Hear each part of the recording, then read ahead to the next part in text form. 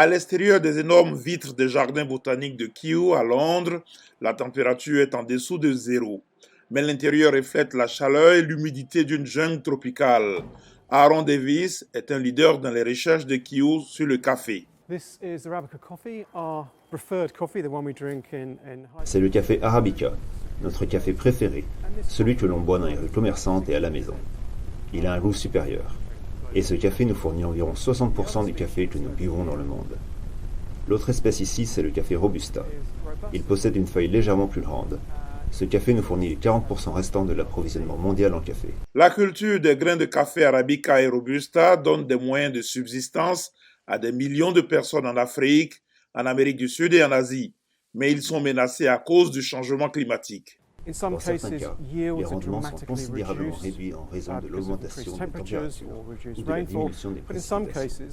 Mais dans certains cas, comme nous l'avons vu en Éthiopie, on peut aller jusqu'à l'hypothèse complète de la récolte et la mort des arbres.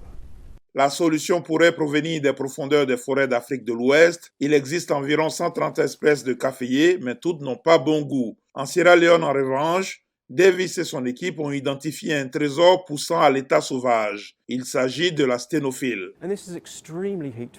Elle est extrêmement résistante à la chaleur, et c'est une espèce intéressante, car elle correspond à l'Arabica en termes de goût. Deux autres espèces de café semblent également prometteuses pour la culture commerciale dans un climat volatile, l'Iberica et Eugénioïde. Ça a de faibles rendements et de très petits grains, mais avec un goût incroyable. Certains pensent que le goût est de loin meilleur.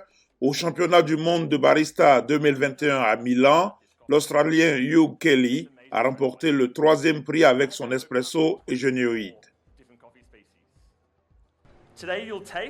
Aujourd'hui, vous goûterez à de la goyave rose, à de l'ananas frais et aux fruits de la passion. Les chercheurs espèrent que le succès de Kelly pourrait être le moment décisif pour ces grains relativement peu connus. L'équipe des jardins botaniques de Kew travaille avec des agriculteurs africains sur la culture commerciale des nouveaux cafés. Catherine Kiwuka supervise les projets en Ouganda. Quelles sont leurs exigences particulières? Comment augmenter leur productivité? Au lieu d'être dominés par seulement 2 espèces, nous avons la possibilité d'exploiter la valeur d'autres espèces de café. On espère que des quantités substantielles de café Libercia seront exportées de l'Ouganda vers l'Europe cette année.